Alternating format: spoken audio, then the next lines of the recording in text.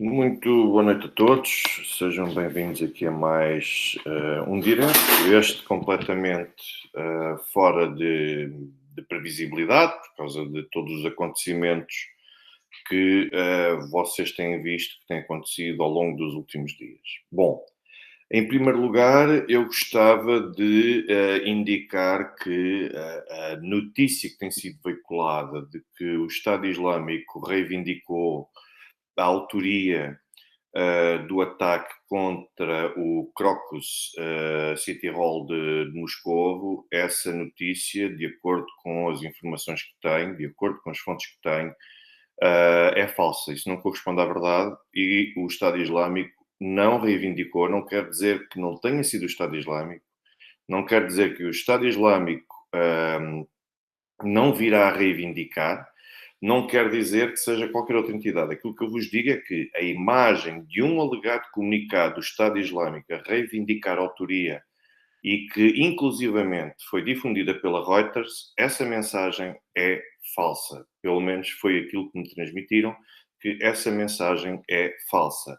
Na verdade, quem começou a veicular esse tipo de mensagem foi um canal ou uma entidade conhecida como Important News, que está associada ao famoso indivíduo que está exilado e que tem financiado a oposição russa, Khodorkovsky. Teria sido a partir dele que essas coisas teriam surgido. Depois, seria ainda curioso se tivesse sido isso que tivesse acontecido, porque o Estado Islâmico, ao longo dos últimos tempos, tem assumido, quando eu digo os últimos tempos, digo ao longo dos últimos anos, tem assumido uma postura muito mais suave e ligeira na assunção de responsabilidade. E eu volto a dizer, eu não estou a dizer que não teria sido o Estado Islâmico. Não estou a dizer uma coisa dessa. Aquilo que eu estou a dizer é que as notícias têm sido veiculadas com um alegado comunicado do Estado Islâmico a reivindicar a autoria do atentado terrorista que aconteceu hoje em Moscovo e que a Reuters também veiculou, esse comunicado é falso e começou a partir de um meio de comunicação de Khodorkovsky. Agora, quem é que terá sido? Até o momento, os russos ainda não avançaram com nenhuma teoria. Isto está sob inquérito. Vai demorar até que a Rússia faça qualquer tipo de comunicado oficial. Quando eu digo demorar, não estou a dizer que vai demorar dias ou semanas. Estou a dizer que as coisas não são tão instantâneas, nem são tão rápidas como se calhar todos nós queríamos.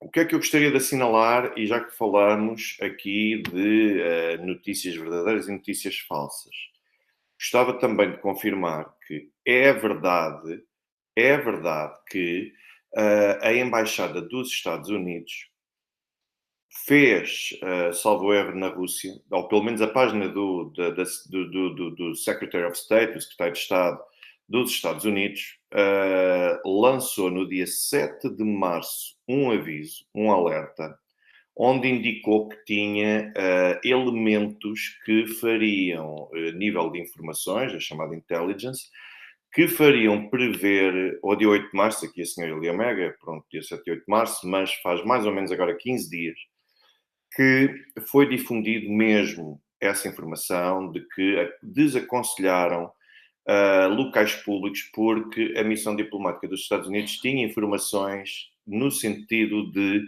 existirem ameaças de grupos extremistas ou estar na calha o desencadeamento de atentados terroristas contra locais onde houvesse uma concentração elevada de pessoas, referindo concretamente a questão relacionada com concertos, que era o que se iria passar hoje, o local no Crocus, onde iria ter lugar um espetáculo musical, portanto, um concerto, e a verdade é que eu confirmo também isto, portanto, isto não é teoria da conspiração, não é nenhum tipo de adaptação, portanto, os Estados Unidos tinham informações, se partilharam com a Rússia ou não, já neste momento não consigo ter a capacidade de confirmar essa informação, pelo menos de momento não consigo confirmar que tivesse havido uma partilha mais concreta, porque não basta dizer-se, bom, os grupos extremistas pretendem desencadear atentados terroristas em lugares com elevada concentração de pessoas. Bem, isto vale zero. Isto vale zero, porque aquilo que este tipo de ameaça e este tipo de alerta tem sido o novo normal desde pelo menos o 11 de setembro de 2001. Portanto, estamos a falar que há pelo menos mais de 22 anos que é feito este tipo de alertas, elevada concentração de pessoas, claro que é o que interessa aos grupos terroristas, etc, etc, etc. Portanto, como podem ver, este tipo de informação vale pouco ou praticamente nada, além de que aquele alerta feito pelos Estados Unidos dizia respeito a uma suposta ameaça dali a 48 horas. Pelo menos aquilo que era público. Se partilharam outro tipo de informação mais concreta com os serviços de informações da Rússia, muito honestamente, tenho algumas dificuldades em acreditar que isso seja possível. Porquê é que eu digo isto? Eu digo isto porque, a nível de partilha de informações relacionadas com o combate ao crime organizado, com o combate ao crime, à tipologia de crimes mais graves, a Rússia foi afastada desses centros de partilha. Falam, por exemplo, financiamento de terrorismo, branqueamento de capitais, criminalidade financeira, criminalidade perigosa, da mais violenta que pode haver. Tudo isso, a Rússia tem sido excluída através de em vários grupos e fóruns ocidentais nessa partilha. E as pessoas esquecem-se que não são só os russos que têm a ganhar com a presença nesses fóruns. São também os ocidentais, que têm interesse em receber informações privilegiadas de um país como é a Rússia em fornecer nesse auxílio. Mas o Ocidente decidiu assim, portanto, eu mantenho as minhas dúvidas de que tenha havido algum tipo de partilha de informação nesse sentido por parte dos serviços de informações dos Estados Unidos, se tivessem, de facto, alguma informação concreta, porque quem trabalha em informações, isto às vezes é muito complexo conseguir estar a precisar isto, ou se realmente pudesse haver algum tipo de ameaça relativamente à comissão de possíveis atentados terroristas em território russo. Agradeço desde já ao Sr. Paulo Rosa também pela partilha que fez, pelo financiamento, pelo seu donativo. Muito obrigado pela confiança, muito obrigado por tudo o que tenho naturalmente, que é um voto de confiança que faz. Aproveito e peço a todos para que deixem o vosso gosto, deixem o vosso like, que é muito importante para promover e dinamizar este canal. Agora, o senhor Ricardo Fradão, que coloca aqui uma questão muito pertinente, que é, mas esses alertas não são dados, seja de forma institucional ou não institucional, dada a distância entre Estados Unidos e Rússia neste momento, era um pouco aquilo que eu estava a falar, e isto vai ao encontro daquilo que eu estava a dizer. Ou seja, por regra, esses canais nunca foram encerrados totalmente, e em casos extremos existe partilha de informação. Agora, a partir do momento em que eu vejo a Rússia ser oficialmente vetada de um conjunto de fóruns internacionais ou ocidentais, ou dominados e controlados pelo Ocidente, relativamente a crimes graves, a criminalidade violenta e um conjunto de outros meios relacionados com outro tipo de ameaças, a partir daqui eu tenho de manter as dúvidas. Se é que, de facto, os Estados Unidos teriam interesse em informar quanto a isto. Depois aqui a senhora Gaja das Causas diz a Embaixada de Portugal aconselhou os portugueses a saírem da Rússia recentemente. Eu acredito que isso possa ter surgido no contexto das eleições. Porquê? Porque as eleições, à partida, são uma fonte e são meios propícios para que aconteçam situações totalmente não só imprevisíveis, como também de descontrole total relativamente àquilo que as autoridades fazem para conseguirem neutralizar este tipo de ameaças. Portanto, e naturalmente que as eleições, em contexto eleitoral, existe uma tendencial afluência maior da população a meios e uma concentração maior de pessoas em determinados locais, e acredito que possa ter sido nesse contexto. Mas, ao mesmo tempo, não vou naturalmente descartar que os serviços de informações portugueses tivessem aconselhado a Embaixada de Portugal em Moscovo e os serviços consulares, no sentido de aconselhar os portugueses a saírem da Rússia, eventualmente por terem recebido talvez uma informação semelhante àquela que os Estados Unidos já saberiam há 15 dias. Agradeço ao Sr. Beto Macedo também pelo contributo que fez. Um abraço para Fortaleza e para o Brasil em geral. Portanto, deixo desde já o meu voto de obrigado e de muito sucesso, muita felicidade para o senhor, e obrigado pelo contributo. O senhor Ilha Mega pergunta-me se até agora Portugal não condenou os ataques terroristas. Acha que isso acontecerá? Já aconteceu.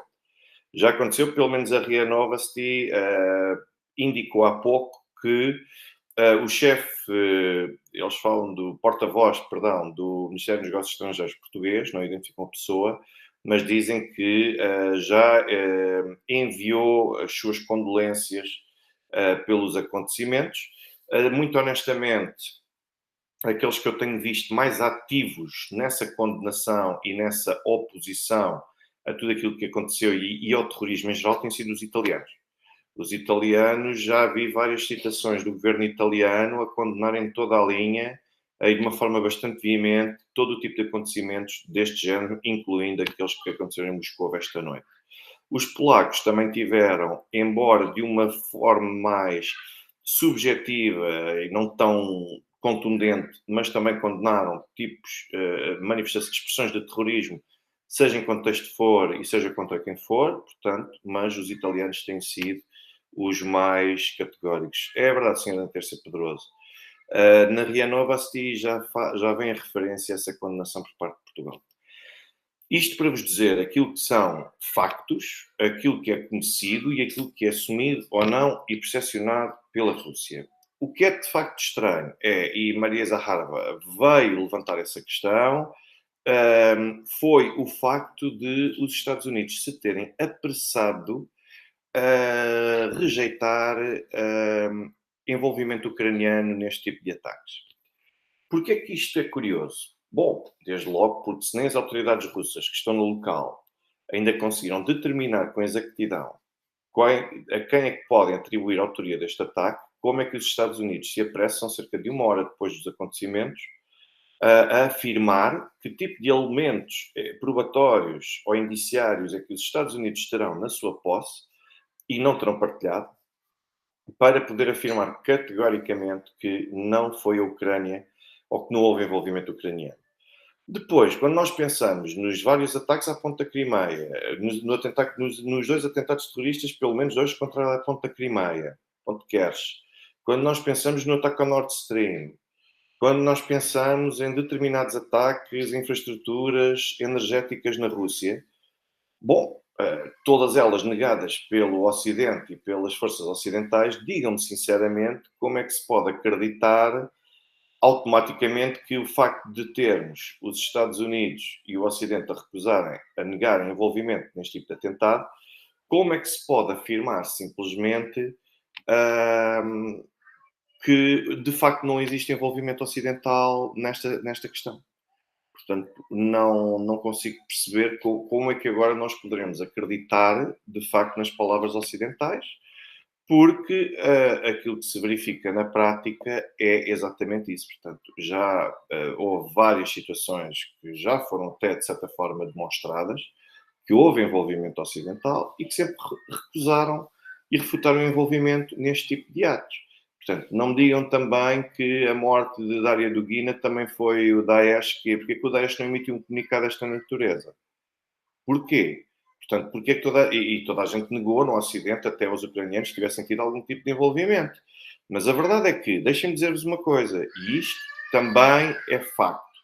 O que é também facto no meio desta questão toda é a situação de que, assim que houve minutos depois de ter havido a notícia de um atentado no Crocus City Hall, apareceram inúmeros canais de ucranianos, ligados a ucranianos, a congratularem-se com aquilo que estava a acontecer e com aquilo que já tinha começado a acontecer e, simultaneamente, a festejarem ou celebrarem este tipo de acontecimentos. Ou seja, foi quase instantâneo. Ao mesmo tempo que as coisas estavam a acontecer, já estavam a aparecer em canais ucranianos ou canais anti-Rússia várias manifestações de celebração daquilo que estava a acontecer. Agora, as coisas atenuaram-se. Deixem-me só fazer aqui uma coisa, porque... Ok, tenho de bloquear pessoas que não têm o mínimo de educação. Portanto, aquilo que eu vos posso dizer é que já tinha havido manifestações quase instantâneas por parte de pessoas ligadas ao poder político, perdão, a canais de Telegram e redes sociais ligadas a anti-Rússia, a grupos anti-Rússia ou até mesmo a grupos de apoio à Ucrânia. Por outro lado, o que é também de assinalar é que ainda no final de janeiro nós estávamos a assistir vocês sabem que existem sempre estas operações psicológicas para tentar, das duas uma, ou lançar o pânico, ou lançar a desinformação, ou até, de certa forma, incentivar as pessoas a cometerem um determinado ato. O que é que isto significa? O que é que eu quero dizer com isto? Quero dizer que no final de janeiro começaram a surgir várias notícias, ou pelo menos informações e conteúdos em redes sociais, temporários e com determinada, e com uma passagem temporária, até por determinados canais a difundir que as pessoas que vão ser cometidos atentados terroristas em escolas e em locais de elevada concentração de pessoas. Pessoas ligadas à desinformação ucraniana andavam a veicular isto. Agora, isto pode ser interpretado de várias formas. Ou é um anúncio, de facto, sobre aquilo que pode acontecer, ou é uma mera tentativa de alarmar a população e deixar as pessoas sempre olharem por cima do ombro, ou então pode-se tratar mesmo de uma simples campanha de tentativa de incentivo a que alguém avançasse com um ataque destes. Mas o que é certo é que estas coisas aconteceram, foram avançadas, e é basicamente essa a situação, e estas coisas acabaram por acontecer hoje no contexto em que aconteceram. Agora, estou com isto a dizer que a Ucrânia tem uma ligação ao poder político ucraniano, ucranianos têm ligação a estes atos terroristas? Não estou a dizer isso. Eu não sei. Não estou no terreno. Não vou entrar em teses ou teorias especulativas. Aquilo que eu posso dizer é apenas descrever o contexto geral. E o contexto geral é este. É a reação de um conjunto de ucranianos quase instantâneo desde que aconteceram as coisas. Cada um, a partir daqui, que faça a sua interpretação. Eu quero frisar que não estou a tentar insinuar sequer isto. Estou apenas a referir factos. Agora, acredito que vai ser atribuída autoria a algum tipo de entidade, isso eu não tenho a menor dúvida. Resta saber e resta perceber quem é que será avisado e a quem é que será atribuída essa autoria. Agora, não entro no disparate daquilo que já me disseram e que eu já tive de recuperar para acreditar se seria verdade, de análise na RTP3, a dizerem que Putin vai aproveitar isto. Putin vai agora tirar partido destes acontecimentos. As pessoas falam de uma forma, enquanto há uns que já me disseram que houve uns noutros canais que claramente assumiram que era um ataque chamado bandeira falsa, ou seja, que era provocado pelo governo russo com a intenção de depois poder desencadear um conjunto de medidas que possam ser mais duras, mais restritivas, ou como forma de justificar um conjunto de ações mais robustas daqui em diante. Eu vi esta análise de uma Ana Xavier, já me lembrei do nome dela, porque as pessoas me deram conta dela, e em que diz que Putin vai aproveitar certamente estes acontecimentos, vai aproveitar isto tudo para conseguir reforçar o seu poder, e depois diz isto num dia em que Putin guardou as medidas mais impopulares para depois ter sido eleito. Isto é da maior ignorância e buçalidade que eu alguma vez poderia ouvir. Um votante típico de Putin quer lá saber se o movimento LGBT tem liberdade de expressão na Rússia ou não. Pelo contrário, se o presidente Putin até pode avançar com esta medida eleitoral que vai ter ainda mais votos, que vai ter a garantia de ter votos. Dizer que isto é uma medida impopular, isto é uma medida impopular para quem vive neste mundo woke e defende um conjunto de ideais, e ela de certeza que não votaria, esta Ana Xavier, não, que eu não sei quem é, não votaria de certeza absoluta em Putin. Claro que isto para ela é uma medida impopular. Agora, se Putin anunciasse isto antes das eleições, Putin de certeza que iria ter o apoio continuar a ter o apoio da esmagadora maioria do eleitorado russo. Dizer que isto é uma medida impopular só revela um desconhecimento, uma ignorância e uma forma de pensamento que a pessoa pensa apenas com base na sua realidade e naquilo que a rodeia. Isto não é uma analista. Isto é uma tentativa de ser propagandista, é uma wannabe propagandista. É tão simples quanto isto. E que aproveitou, apegou-se, não sabia o que é que havia a dizer e apegou-se a qualquer coisa, agarrou-se à primeira coisa que se lembrou para justificar isto. Além de que revela outra ignorância atroz. Não foi o Kremlin que votou ou que assumiu que o movimento LGBT é um movimento extremista barra terrorista. Lá está. Se as pessoas soubessem daquilo que falam, em vez de estar a falar, hoje falam da Rússia, amanhã falam da colheita de goiaba no Senegal e depois falam da baunilha de Madagascar, se as pessoas, em vez de serem tudólogas, se as pessoas se concentrassem no objeto, as pessoas sabiam qual foi o procedimento. Vejam as notícias de novembro de 2023. O governo russo, em novembro de 2023, pediu que o movimento LGBT fosse considerado e fosse qualificado como sendo um grupo terrorista. Existe uma entidade própria na Rússia, que é a entidade que fiscaliza as pessoas singulares e coletivas, que dão, na verdade,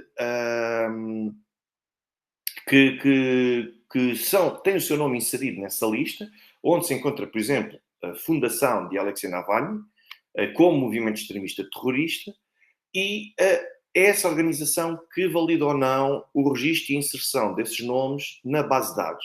Isto foi proposto pelo governo russo em novembro de 2023. Agora digam qual é a buçalidade de comentários feitos a indicar que Putin guardou as medidas mais impopulares para depois de ser eleito. Como se Putin tivesse receio de ser impopular por vetar o movimento LGBT. E nem sequer foi o governo, foi essa organização.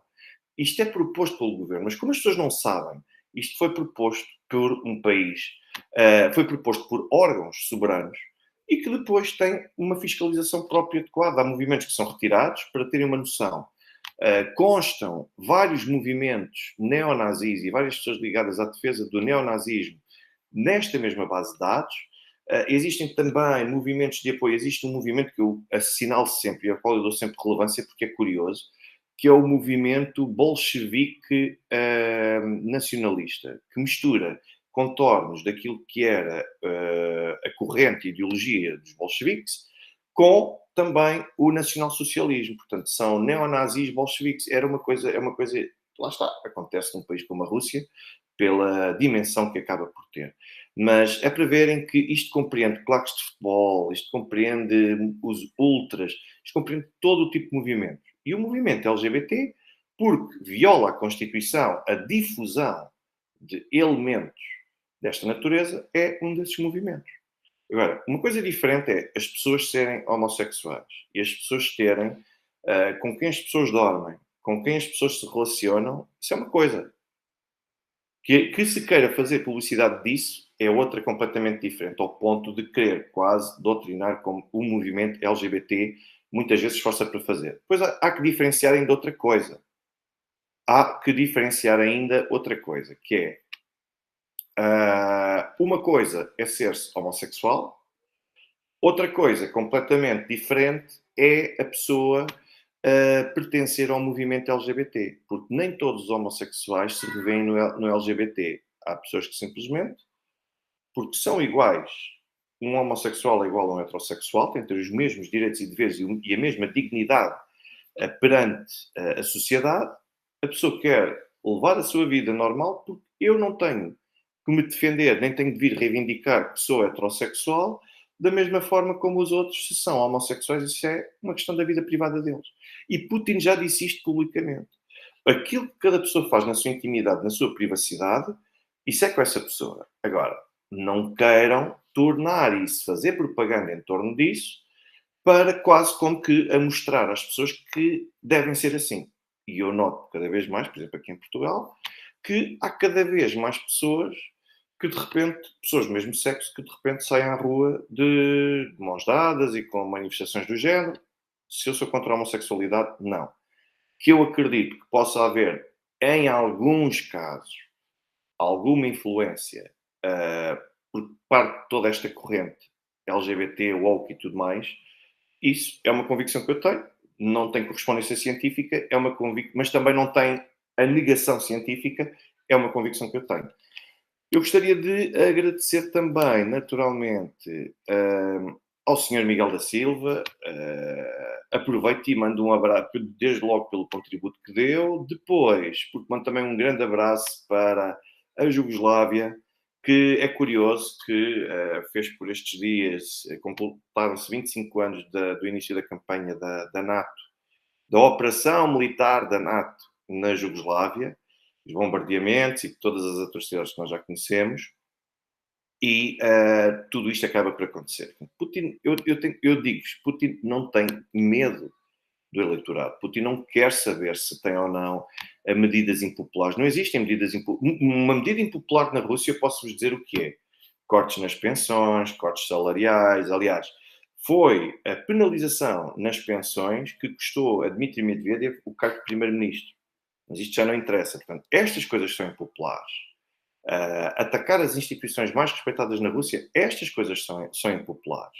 Agora, dizer-se que este tipo de disparates, bem, isto é só para vocês verem que há pessoas cheias de certezas e aqueles que estão no terreno a investigar são os únicos que não têm certezas ainda sobre nada e ainda não se anunciaram nada. Portanto, sinceramente, eu recomendo que não vejam este tipo de programas, porque há pessoas que vão querer justificar que isto está a acontecer na Rússia porque o Putin, só falta dizer Putin pôs-se a jeito, e porque os russos puseram-se a jeito, só falta dizer este tipo de coisas, não sei, se calhar até já disseram, mas é para vocês terem atenção que o que é informação verdadeira do que é informação falsa. E a informação de que o Estado Islâmico reivindicou o atentado, volto a insistir, essa informação, de acordo com as minhas fontes, essa informação não é validada.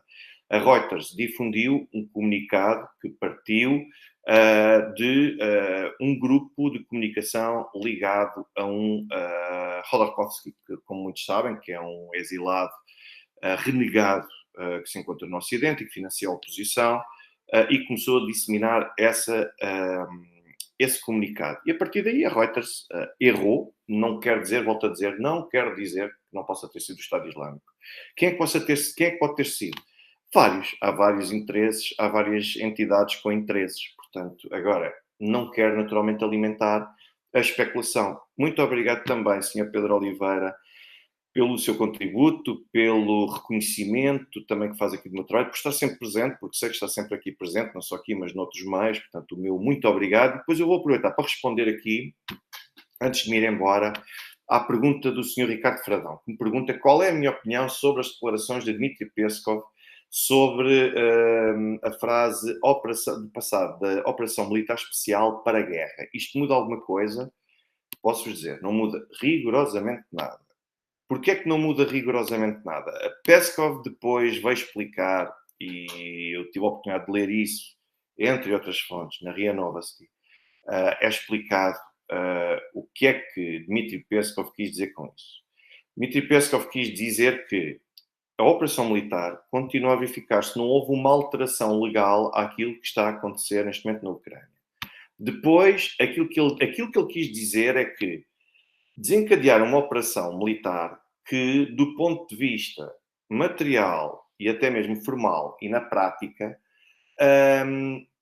era verdadeiramente uma operação militar especial, porque não havia necessariamente um grau de conflitualidade que exigisse a resposta por parte, ou que gerasse a resposta por parte do lado ucraniano. Aquilo que Dmitry Peskov disse foi: A partir do momento em que passou a haver envolvimento internacional e financiamento e apoio internacional ao lado ucraniano, a partir desse momento nós passámos a entrar naquilo que se diz numa guerra de facto.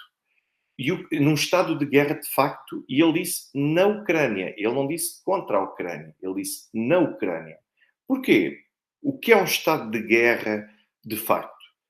É as hostilidades, a verificação de hostilidades, de combates entre pelo menos dois Estados, que é o que passou a acontecer com o apoio, com a ajuda dada pelos ucranianos, dada pelo Ocidente aos ucranianos. Os ucranianos passaram a ter capacidade para responder, do ponto de vista bélico, aos russos, e a partir daí acabaram por se verificar hostilidades entre dois países. É isso que Dmitry Peskov quer dizer com a questão do estado de guerra de facto na Ucrânia. Mas não é guerra. E não é guerra porquê? Porque se fosse guerra, a configuração jurídica daquilo que se compreende como guerra iria ter inúmeras repercussões, desde logo no próprio quadro político e social e até económico da Rússia, e iria validar, iria permitir a utilização de um conjunto de outros meios e de um conjunto de outros métodos que até o momento a Rússia se tem recusado e tem adiado essa mesma utilização, mas que estava só a ver o que as pessoas dizem, mas que as pessoas continuam a querer ver uma determinada interpretação de Dmitry Peskov. Não houve lugar a nenhuma alteração daquilo que está neste momento a acontecer na Ucrânia. É uma operação militar especial, tal como a operação da NATO na Jugoslávia, não foi uma guerra. A operação dos Estados Unidos e a incursão no Iraque e até mesmo no Afeganistão não foi uma guerra. Eram tudo operações militares, cada uma com o seu nome próprio. Não pode ser só a Rússia que sempre desencadeia uma operação militar, automaticamente é guerra. Mas quando são os outros, aí já temos operações militares. Portanto, vamos ver se nos entendemos quanto a isto. Outro aspecto que eu gostaria de assinalar foi a promessa feita por Dmitry Medvedev já esta noite, no sentido de que se demonstrar ou se conseguir associar de alguma maneira o envolvimento do poder político ucraniano naquilo que aconteceu esta noite em Moscovo, que os russos muito provavelmente vão passar a escalar. E Dmitry Medvedev teve um discurso tão contundente, mas tão contundente, que fez no seu canal Telegram, curto, mas muito incisivo, que ele próprio disse que a partir dali tem de passar a valer tudo. Cada um interpretará isto como quiser, se demonstrar que a Ucrânia teve envolvimento nos atos desta noite em Moscou.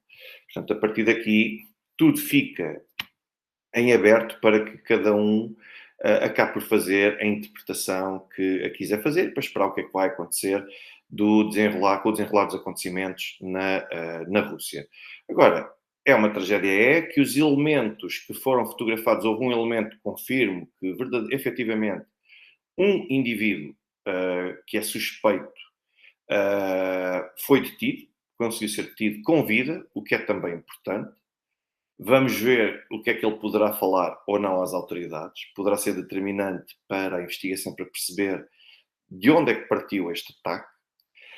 E há ainda um outro aspecto muito curioso e muito interessante também. É que os indivíduos que participaram neste ataque, de acordo com as imagens que foram disponibilizadas, são indivíduos que parecem corresponder àquilo que é a matriz árabe tradicionalmente de uma origem ligada à religião muçulmana.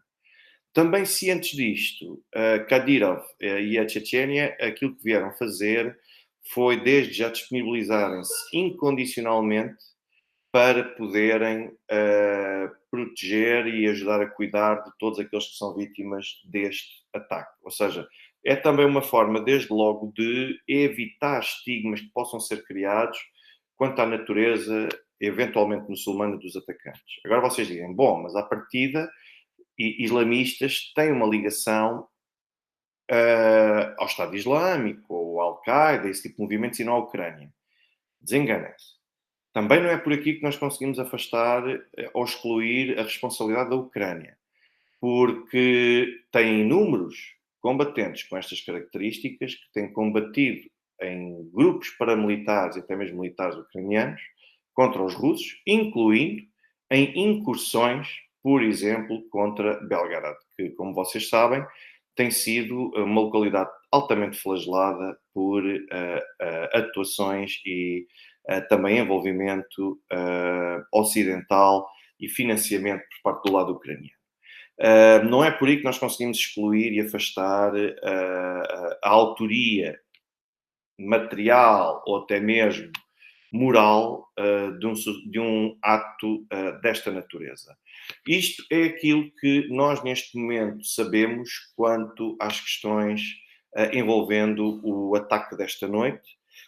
Vamos esperar por mais informações. Maria Zaharova, volto a dizer, fez de facto, já teve intervenções contundentes. Eu sou um tremendo admirador das capacidades da senhora Maria Zaharova. Portanto, vamos ficar atentos. Deixem-me ver se eu consigo ver se existe aqui algum tipo de... uma outra coisa que eu queria desmentir é que começaram a circular também informações relativamente à identidade dos autores do atentado desta noite. E o que eu vos posso dizer é que as fotografias e as imagens não correspondem também àquelas que são as pessoas que são suspeitas. Correspondem a imagens de pessoas que já foram assassinadas no passado, mas fruto de tudo aquilo que tinha acontecido num contexto completamente diferente e que não tem nada a ver com os acontecimentos desta noite. Outra informação que posso validar é que também a RIA Novosti já difundiu a imagem de um Renault branco no qual teriam fugido os autores deste ataque. O que é curioso neste ataque e porque é que, sendo o Estado Islâmico, se por qualquer motivo se vier a verificar que é o Estado Islâmico, porque é que isto foge também um pouco ao padrão? Desde logo, como eu referi há pouco, isto demonstraria um caráter quase instantâneo na reivindicação do atentado que não tem sido comum ao longo dos últimos tempos. Por outro lado, porquê? Porque normalmente esperam muito mais tempo antes de reivindicar, nem que seja para reunirem muitos mais elementos que possam, pelo menos, ter a certeza de que foi um dos seus a conduzir, ou um grupo dos seus a conduzir este ataque. Depois, é que não existe aqui aquele caráter de mártir que existe nos ataques do Estado Islâmico. Ou seja, os tipos que não se importam de falecer, que não se importam de morrer no final, o que interessa é causar o maior número de dados possível. Os indivíduos fugirem num carro e deixarem-se até deter, como foi o caso daquele, isto foge completamente ao padrão daquilo que é o Estado Islâmico. E volto a dizer, não quer dizer que não existe, não seja algum grupo desta natureza. O que eu estou a dizer é que todos estes comportamentos, normalmente são tipos que se fazem explodir quando estão na iminência de serem detidos ou neutralizados pela polícia. Portanto, normalmente têm este tipo de atitude. Portanto, não é comum e é por isso que é muito estranho que agora subitamente seja o Estado Islâmico a assumir e a reivindicar este atentado. A meu ver, não me faz qualquer tipo de sentido. E eu com isto, eu gostaria, no final, de vos poder agradecer por terem estado aqui presentes. Já sabem, estão sempre mais do que à vontade para me fazer todo o tipo de questões que vocês tenham em mente. Se quiserem fazer algum tipo de questão, aproveitem também neste momento para me dizer isso. Eu posso-vos dizer que neste momento a Rússia fala num total de 150 pessoas hospitalizadas. Portanto, estamos a falar pelo menos, no mínimo, de pessoas hospitalizadas de 150. E estamos a falar de 60 deles em condições graves, numa condição crítica. Ou seja, isto significa que poderemos vir aquele número de 40 mortes registadas, podemos vir a conhecer um aumento desse mesmo número, porque estamos a falar de 60 pessoas, pelo menos, em estado crítico. Estava a tentar ver se conseguia identificar aqui mais alguma atualização, pelo menos já nas fontes públicas, não no outro tipo de fontes, foi outro tipo de fontes que me informou que esta questão do Daesh não faz ainda, pelo menos de momento, verdadeiro sentido, não corresponde à realidade. Tenho visto que aquilo que existe é um envolvimento claro da Rússia na tentativa de neutralização de tudo aquilo que possa vir a constituir uma ameaça. Foram cancelados espetáculos e eventos culturais na Rússia, pelo menos para o dia de amanhã. Na Rússia já é o dia de amanhã, já é sábado. E pronto, e basicamente esta é a situação que eu vos posso neste momento adiantar que se está a verificar na Rússia. Tudo o que fuja a isto que eu vos estou aqui a dizer, posso-vos assegurar que é pura especulação, puro delírio e pessoas que querem a materialização de um determinado resultado, como Putin vai aproveitar-se disto para endurecer, para recrutar. Esqueçam isso. São disparates tremendos, são disparates que não fazem qualquer tipo de sentido. Com isto tudo, eu aproveito e agradeço-vos a todos desde já pela vossa presença, os contributos também que fizeram, não só financeiros, como também os contributos que fazem com os vossos comentários, com os vossos gostos, com as vossas partilhas.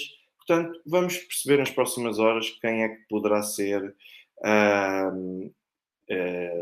associado, ou pelo menos responsabilizado, pela comissão de atrocidades deste género. Fica naturalmente aqui os meus sentimentos para todos aqueles que perderam amigos ou familiares, e também para Moscou e para a Rússia em geral, que naturalmente não há nenhum país, seja o qual for, que mereça ter um atentado desta natureza, ou quaisquer que possam eventualmente ser as motivações. Faço votos de uma continuação de uma excelente noite para todos vocês e até amanhã, com certeza, ou até amanhã, até um próximo dia, certamente nos voltaremos a reunir. Muito boa noite.